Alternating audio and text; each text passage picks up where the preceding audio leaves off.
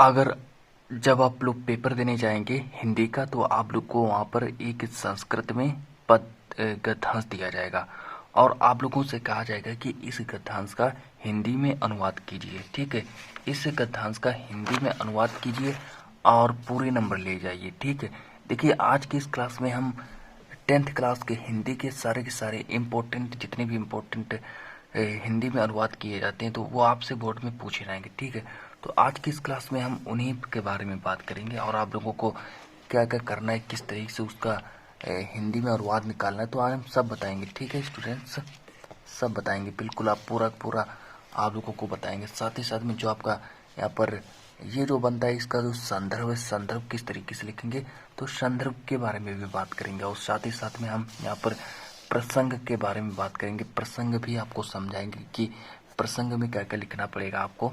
चलिए स्टार्ट करते हैं क्लास को। अब बिना किसी देर करते हुए क्लास को स्टार्ट करते हैं। और पहले तो हम ये ऐसा करते हैं स्टूडेंट्स कि आप लोगों को इसका पहले अर्थ समझा देते हैं। ठीक है, तो पहले आप लोग इसका ऐसा करिए, इसका अर्थ समझ लीजिए। तो पहले आप लोग इसे करिए, पहले इसको पढ़िए। ठीक है, अब देखिए ये क्या लिखा है कि अस्माकं संस्कृति सदा गतिशील वर्तते, अस्माकं संस्कृति सदा गतिशील वर्तते। इसका कहने का मतलब है कि जो पहले आपको ऐसा देख लीजिए, अब इसका क्या कहने का मतलब है। अब देखिए इसको हम आपको ऐसे समझाएं। ठीक है, ऐसे समझा देते हैं। अब देखिए अस्माकं माने होता है हमारी, संस्कृति माने होता है संस्कृति, सदा मतलब सदा, गतिशील गतिशील मतलब गतिशील रही, वर्तते गतिशील मतलब गतिशील रही है। अब देखिए हमारी संस्कृति कैसी रही है, तो हमारी संस्कृति जो है वो गतिशील रही है, ऐसे आपको लिख देना है। ठीक है, अब देखिए और आगे बात करते हैं। फिर आगे कह रहा है कि जो अब ये देखिए संस्कृत में अनुवाद, इसको पढ़िए पहले। इसका देखिए कि मानव जीवनम संस्कृतम ऐसा यथा संभव, तो इस का अर्थ क्या होगा कि मानव जीवन को शुद्ध करने के लिए समय अनुसार नई नई विचारधाराओं को स्वीकार कर लेती है। तो ऐसा करके आप लोग पहले इसको पढ़ लीजिएगा, स्क्रीनशॉट ले लीजिएगा, फिर हम आपको इसका लिखाएं। ठीक है, फिर हम आप लोगों को इसका वो लिखाएं हिंदी में कि अनुवाद किस तरह से करते हैं, इसका हिंदी में किस तरह से अनुवाद करते हैं। संस्कृत में आपको एक गद्यांश दिया जाएगा और उसका हिंदी में अनुवाद करने के लिए पूछेगा। तो सबसे पहले इसको पढ़ेंगे, मानव जीवनम संस्कृतम ऐसा यथा समयम नवा नवा विचारधाराम स्वीकरोति। फिर देखिए नवा शक्तिम चा चा प्राप्नोति अत्र दुराग्रहे नास्ति यत् युक्ति युक्त, है ना, युक्ति युक्त लिखा। फिर देखिए और आगे बात करते हैं, कल्याणकारी कल्याणकारी चा तदत्र सहसम ग्रहितम भवति। ठीक है, अब देखिए एतस्याः गतिशीलतायाः रहस्यं मानव जीवनस्य शाश्वत मूल्येषु निहितम तद्यथा। फिर देखो आगे बात करते हैं, सत्यस्य प्रतिष्ठा सर्वभूतेषु समभावः। फिर देखिए और आगे बात करते हैं, विचारेषु औदार्यम आचार्य दृढ़ता चेति। देखिए इतना ही आपको एक संस्कृत में आपको पेपर में एक गद्यांश देखने को मिलेगा। किसमें, तो देखिए संस्कृत में आपको गद्यांश देखने को मिलेगा, जिसका आप लोगों को संदर्भ लिखना पड़ेगा और उसका प्रसंग लिखना पड़ेगा और हिंदी में अनुवाद करना पड़ेगा। आप लोगों को बताना है कि ये जो गद्यांश है, आपका ऐसा कौन सा चैप्टर है जहाँ से इस गद्यांश को उठाया गया है। तो चलिए बात करते हैं। सबसे पहले हम यहाँ पर बात करेंगे किसके बारे में, तो सबसे पहले तो मैं यहाँ पर बात करने वाले हैं आपका जो यहाँ पर चलिए तो अब हम क्लास को आगे बढ़ाएं थोड़ा, क्लास को अब हम आगे स्टार्ट करते हैं। ठीक है स्टूडेंट्स, तो प्रसंग को अभी आपको नहीं लिखना है। ठीक है, पहले आपको लिखना है संदर्भ, संदर्भ पहले लिखेंगे, फिर आप लोगों को लिखना पड़ेगा क्या, फिर आप लोगों को लिखना पड़ेगा प्रसंग। तो चलिए सबसे पहले तो हम आपको यहाँ पर संदर्भ लिखाएं और संदर्भ आप लोगों को लिखना है। संदर्भ में क्या क्या लिखना है आप लोगों को, तो संदर्भ में आप लोगों को लिखना है कि प्रस्तुत गद्यांश, प्रस्तुत गद्यांश हमारी पाठ्य पुस्तक हिंदी के, प्रस्तुत गद्यांश हमारी पाठ्य पुस्तक हिंदी के संस्कृत, ठीक है, संस्कृत खंड के भारतीय संस्कृति नामक पाठ से लिया गया। इतना आप लोगों को पहले संदर्भ लिखना है। ठीक है, आप लोगों का संस्कृत में एक चैप्टर है भारतीय संस्कृति, माने उस भारतीय संस्कृति से इस गद्यांश को उठाया है, इतना समझ में आ गया होगा। ठीक है, अब चलिए, आप लोगों ने संदर्भ लिख लिया होगा, तो अब हम बढ़ते हैं इसके प्रसंग की ओर। अब देखिए, प्रसंग में कहने का मतलब है कि किसके बारे में वर्णन बताया गया, तो उसको हम यहाँ पर सही से पढ़ेंगे। अब देखो, प्रसंग को देखिए, प्रसंग का आंसर कैसे लिखेंगे, देखिए, प्रस्तुत, समझ में आया।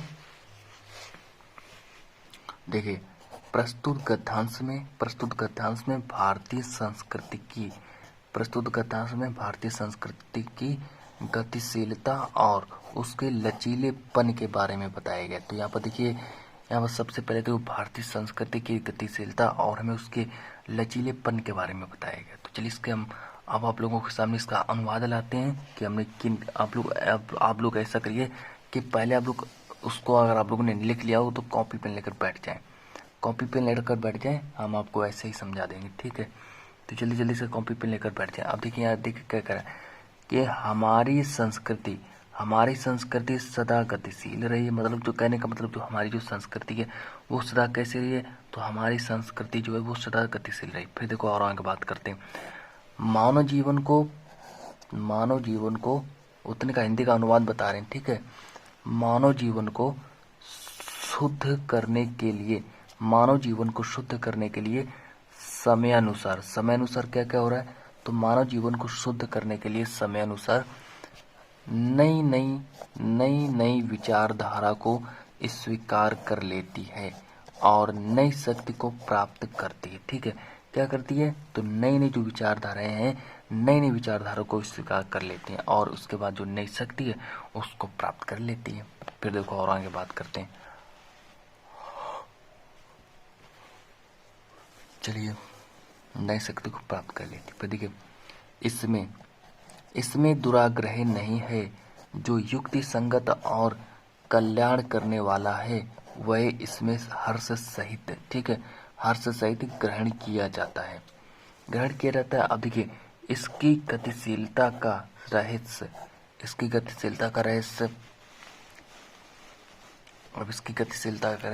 और आगे लिखना स्टार्ट करेंगे। इसकी गतिशीलता का रहस्य मानव जीवन में सदा रहने वाले मूल्यों में स्थित है। अब जैसे आपको अथवा करके भी यहाँ पर समझाएं कि किस तरीके से, देखिए,